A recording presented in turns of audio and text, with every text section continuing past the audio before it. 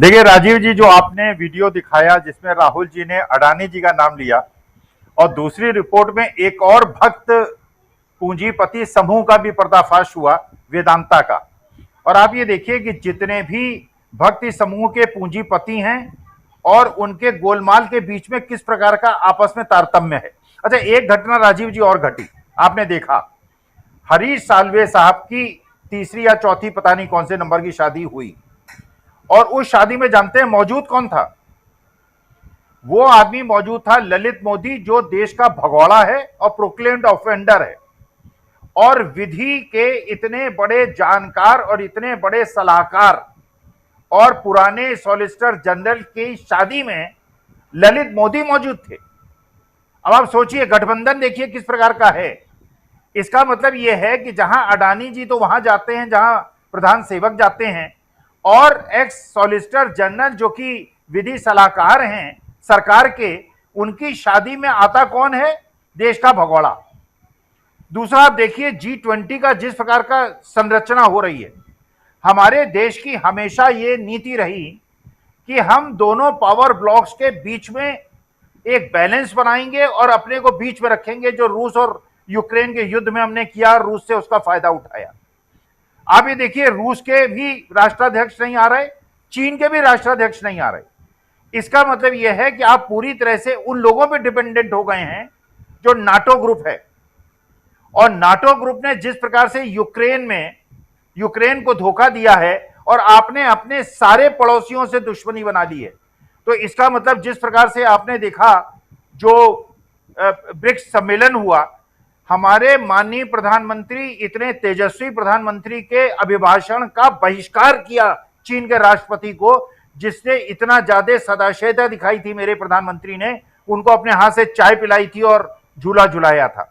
तो देखिए, इस प्रकार की घटनाएं घट रही हैं। और राहुल गांधी ने एक और बात राजीव जी जो कही, मैं उनसे सहमत नहीं हूं। उन्होंने कहा कि इस समय मंच पे वो लोग बैठे हैं जिनके पास 60% वोट है। राहुल गांधी भी वही गलती कर रहे हैं जो सारे विश्लेषक कर रहे हैं। ये 2014 और 19 के इलेक्शन के आंकड़ों पे भरोसा कर रहे हैं। आज के तारीख में जो ये मुंबई के अंदर मीटिंग हुई, इसके अंदर जो मंच पे लोग बैठे थे, उनके पास 70% वोट हैं।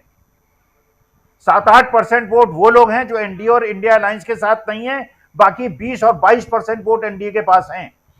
तो ये जो परिवर्तन हो रहा है, इसलिए ये परेशान है, ये जो पर्दाफाश हो रहा है।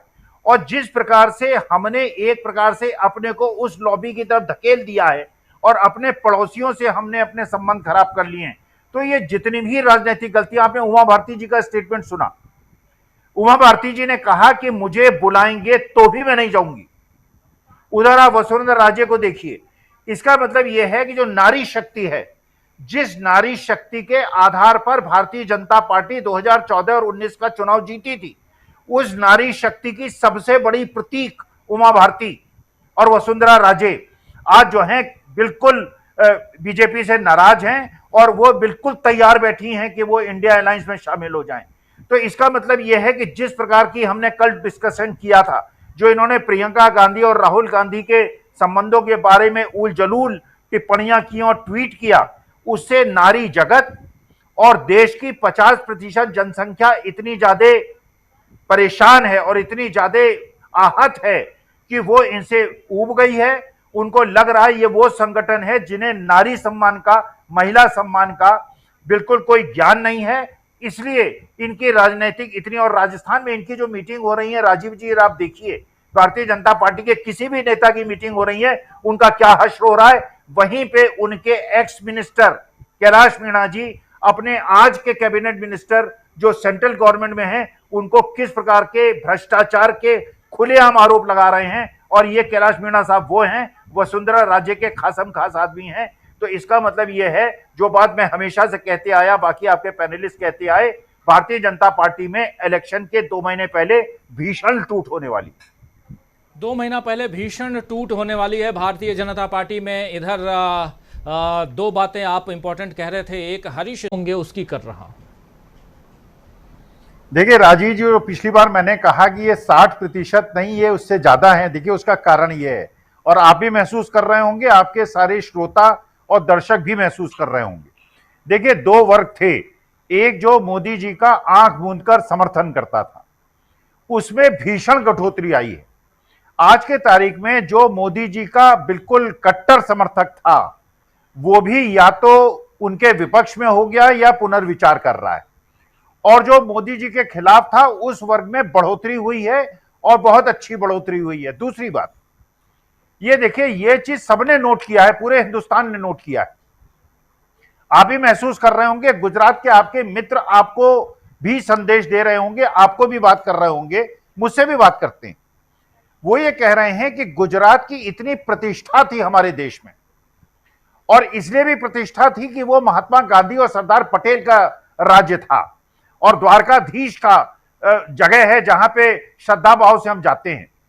आज गुजरात वासी इतने ज्यादा परेशान हैं कि मोदी जी और अमित शाह की वजह से और किरण भाई पटेल जैसे लोगों की वजह से गुजरात इतना बदनाम हो गया है कि गुजरात वालों को इतनी शर्म आती है जब वो बाहर जाते हैं, दूसरे राज्यों में जाते हैं, जब उनका नाम जोड़ा जाता है कि हर्षद मेहता, अरे गुजरात वाला, केतन पारेख गुजरात वाला, गौतम अडानी गुजरात वाले।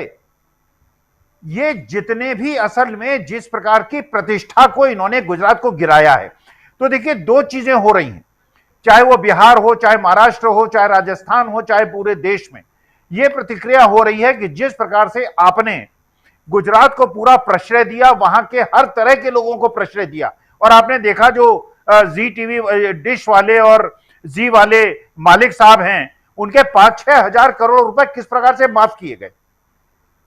आप राजीव जी सोचिए, हमारे देश का अन्नदाता और किसान। देखिए एक और चीज है, क्योंकि मैंने वित्तीय संस्था में भी काम किया है, जो गरीब आदमी है वो कभी भी लोन डिफॉल्ट नहीं करता, अंतिम श्वास तक वो कोशिश करता है लोन। इसीलिए जो माइक्रो फाइनेंशियल इंस्टीट्यूशंस हैं, उनका मुख्य आधार यह है कि अगर गरीब आदमी को डेली सब्जी या फल खरीदने के लिए पैसा मिल जाए, अधिक इंटरेस्ट रेट में भी मिले, तो भी वो पैसा कमा के कोशिश करता है पैसा वापस हो। उसका 1 लाख रुपए वापस नहीं होता, वो सल्फास खाता है या पेड़ पे लटकता है। और जिस प्रकार से उस व्यक्ति को, जो कि जी ग्रुप का मालिक है, 5-6 हजार करोड़ जिसके माफ हुए हैं, तो देखिए ये प्रकार का प्रपंच अब जनता को समझ में आ गया है। देखिए असली लड़ाई जो 2023-24 की राजीव जी है, ये धन सत्ता और जनता के बीच की है। मोदी जी और बीजेपी की और जनता के बीच की नहीं है, धन सत्ता। जिस प्रकार से पीएम केयर फंड में, चुनावी बॉन्ड में बड़े बड़े लोन को माफ करा के, कैपिटल मार्केट में हेरा फेरी करके जो लाखों करोड़ों रुपए इकट्ठे किए गए हैं, वो और जनता के बीच का संघर्ष है। इसलिए मुझे पूरा विश्वास है, जनता में जिस प्रकार की जागृति हो रही है, ये धन सत्ता हारेगी और जनता जीतेगी। सत्ता बनाम जनता, जनता जीतेगी, धन सत्ता हारेगी। इधर शकील अख्तर जी, आपसे जरा समझना चाहता हूं कि क्या आपको भी लगता है कि बहुत ज्यादा